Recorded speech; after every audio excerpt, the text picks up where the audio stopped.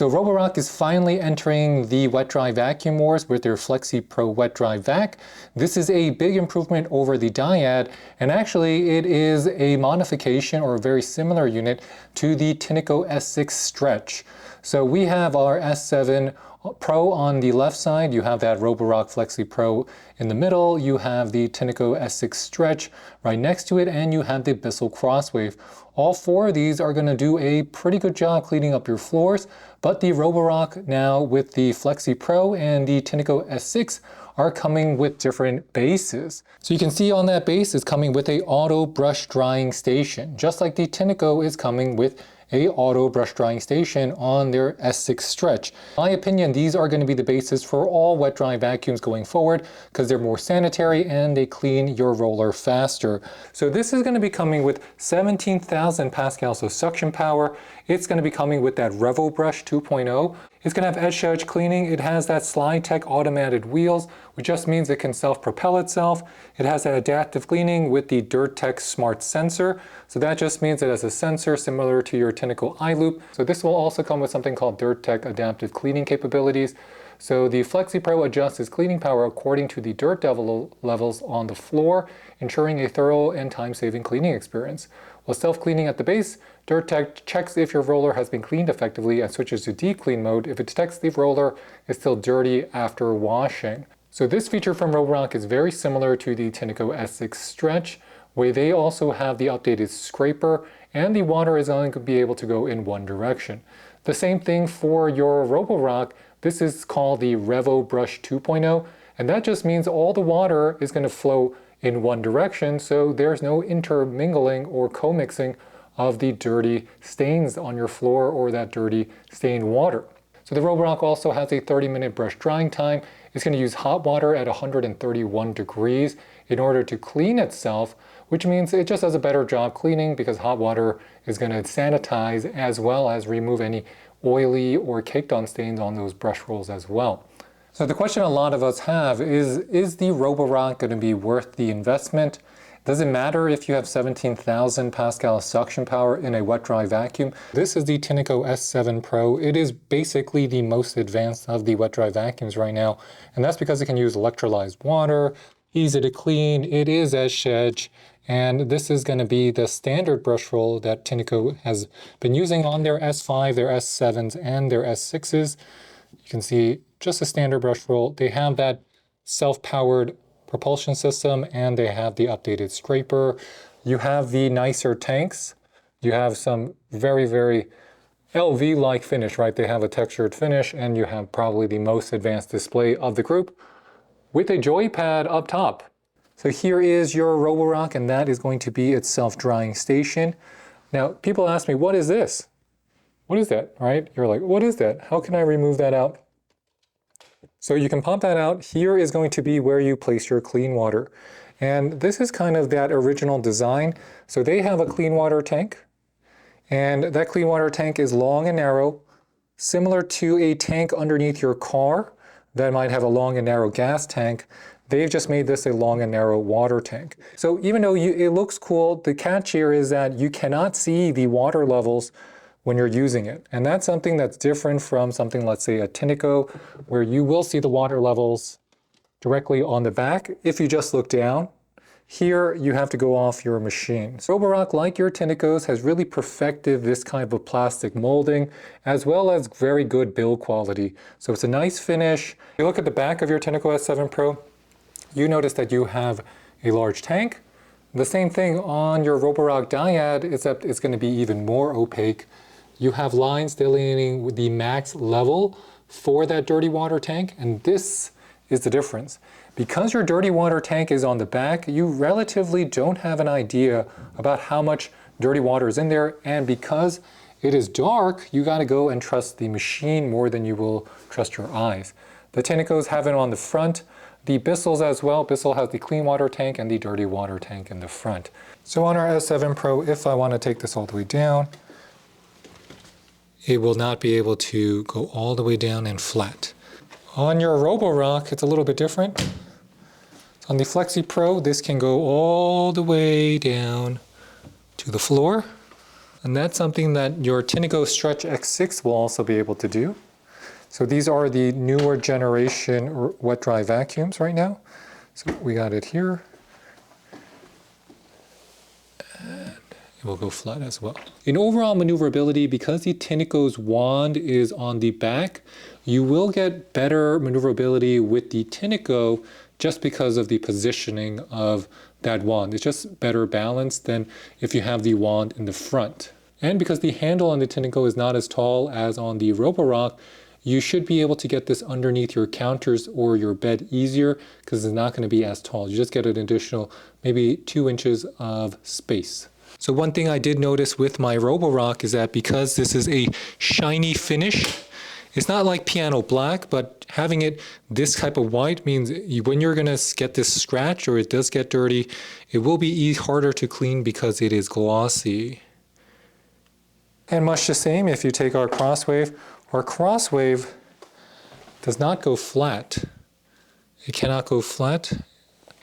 It's limited by the angle. It wants to, but it can't.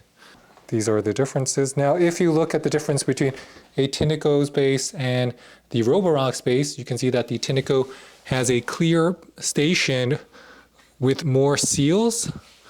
The vents are going to be up front. This means if it's wet, it's just easier to clean because you can remove this out, versus on the Roborock, you actually have to wipe it down. You have to wipe it down. Here you can remove that plastic and just wash that and rinse that in the sink. Another key part, if you could just compare them head to head, the Stretch S6 from Tineco is going to be coming with a clean water tank that you can always see, which makes things easier, and it is actually very efficient because it feeds directly into your brush roll. Versus here, you have the tank in the front. You just don't see the level all the time. Let's take out the dirty water tank. And this is going to be that dirty water tank. The catch with this system, the catch with the Roborock is that since everything is smooth, there's not a lot of handles. For these narrower bins, the drawback is really, it's harder to clean. And then you have to put in the top. You have a handle, right? You have a handle. But remember, this is not clipped in. So I don't recommend using the handle. Unless you have to, I recommend just holding it with your hands. Let me just give you a perspective change. So when you look at your Tineco, the Tineco has a handle. If you look at your control module, you'll notice that you have your power commands, and that's how you turn it on. It'll come with your battery life. And the display is nice here.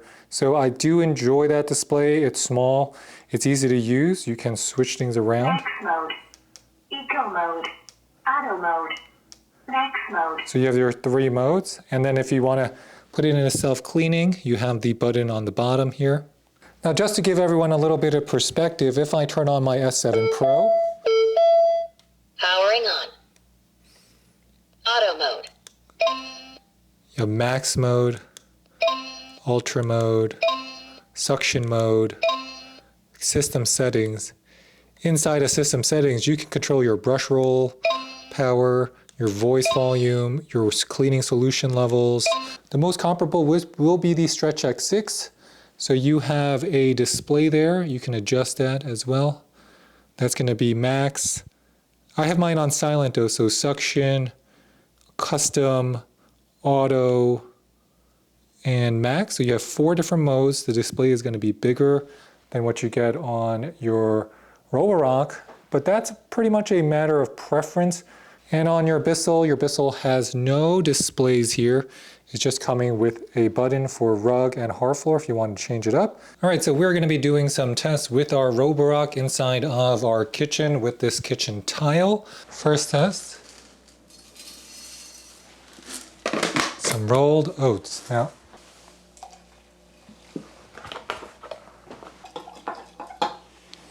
we have put a 1/4 cup of rolled oats and 3/4 of a cup of oat milk inside. I'll spread it out for you. Let's try it out. Turn it on. Auto mode. Auto mode. You have your little light bar. And it does look kind of tawny. So let's see how this works. A little slow. It self-propels. The self-propelling is not as aggressive as on the Tineco, so you do have to push it a little bit. Here it's using its sensor.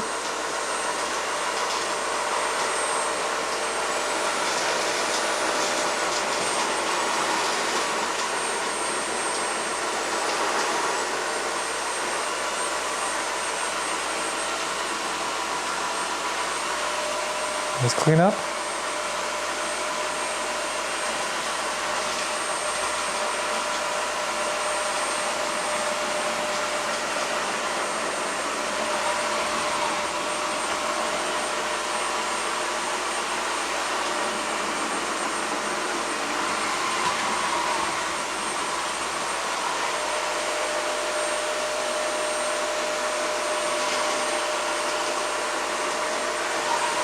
So in terms of control, you'll notice that your Roborock is going to slide more than a Tineco does. And that's interesting. And I think that's just related to its propulsion system. Next up, we're going to try it with a little bit of tomato sauce. This is actually to test how well it picks everything up, but also to test, can it clean the brush roll after it picks up tomato sauce, because tomato sauce does leave a stain on the brush roll. And that's the best way to see how well the self-clean mode works. Max mode. It's on max mode.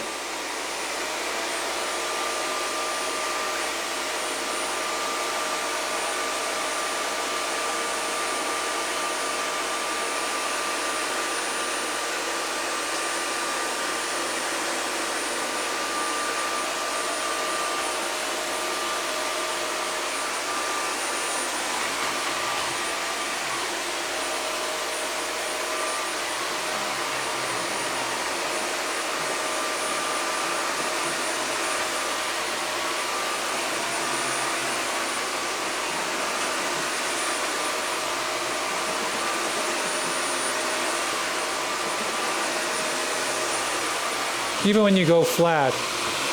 FlatReach mode. So we are in FlatReach mode.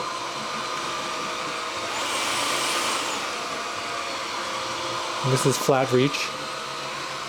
So we're on FlatReach. I just find that in this mode, I still think the Stretch S6 works better, and just because the propulsion system is smoother than on the Roborock. Mode. It's on max mode.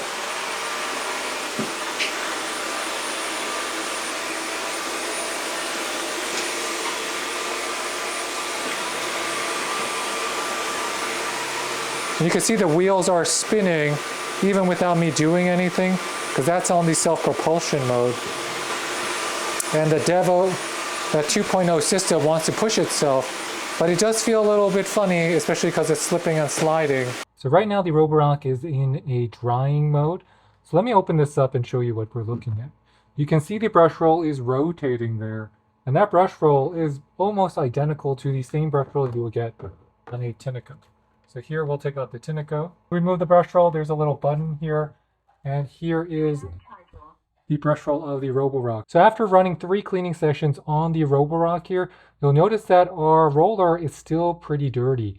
So I'm going to have to hand wash this. This is different from our Tineco, which was able to remove those tomato stains on its own, and you can see it here. So I'm going to have to wash this. Also, even though we don't have it, and also since it's on that heated drying mode, it's going to be drying, but if you see how wet after a self-clean mode is on your Roborock, the mode still leaves a lot of water still inside of the rollers. So you get one less brush inside the box on the Roborock, and the Roborock is going to have it's just going to be a little bit dirtier after a cleaning session, even if you run this on deep clean. So even after an hour of the hot air drying, our brush is still wet.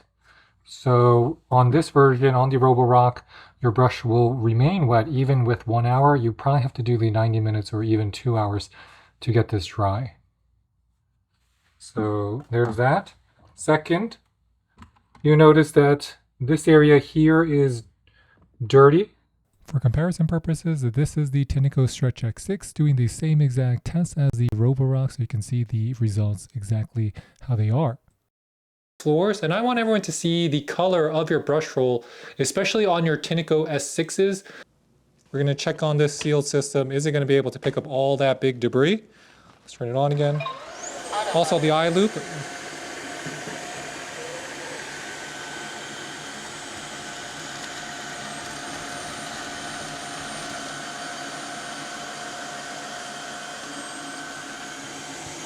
What?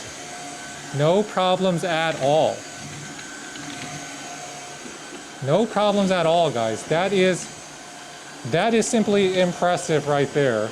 And we're still waiting for our Stretch S6 to finish its hot air drying cycle. You can see the hot air by the cloudiness it makes inside of the container, and you can see how sealed it is.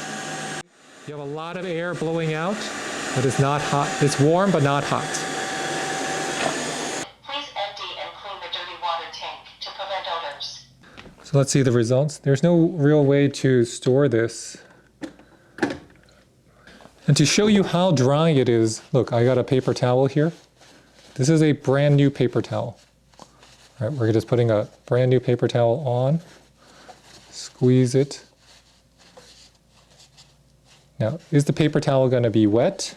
The paper towel is pretty dry. This is, I would say, 97% dry, 96% dry. It's pretty dry. We had done a pasta test first, and that was to stain our roller, and then we just washed our entire house. So after using both the Stretch S6 and the X6 and using the self-clean cycle, you can see on the Stretch X6, it removed the tomato sauce off the roller completely. But on your regular self-clean cycle, it will not. It will not remove those stains. You actually have to remove the roller yourself manually and wash it out. So what is our verdict on the Roborock Flexi Pro? Well, I think it's a solid offering. However, because of the price, it is $499. It is not going to rival the Tineco S5. I actually think the Tineco S5 is a better unit. It is definitely not going to beat out the Stretch S6, and the S7 Pro is still going to beat it out.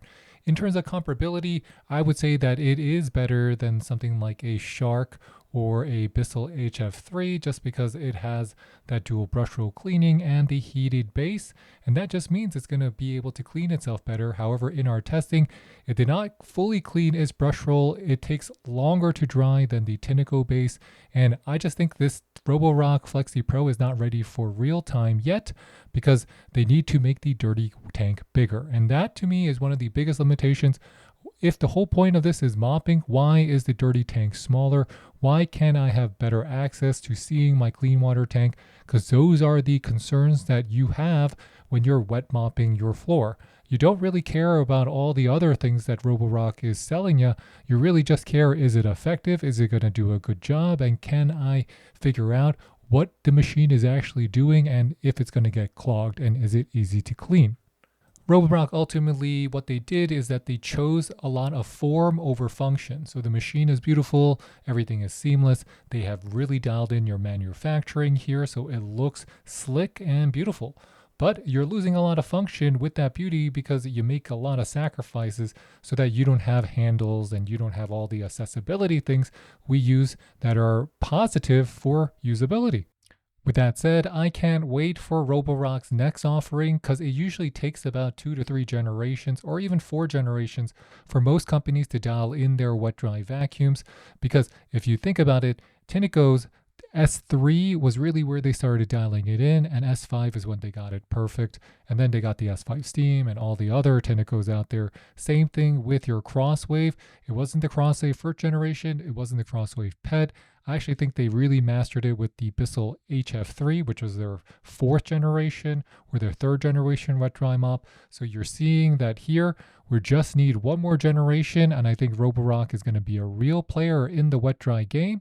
But up to right now, do I think this is going to be worth your money? I think you might be better off saving your money and just getting a different unit until they fix some of these issues. So with that, thanks for watching, everybody. If you have any questions, please leave them in the comment box below, and please hit that like or subscribe button because it really does help support our channel.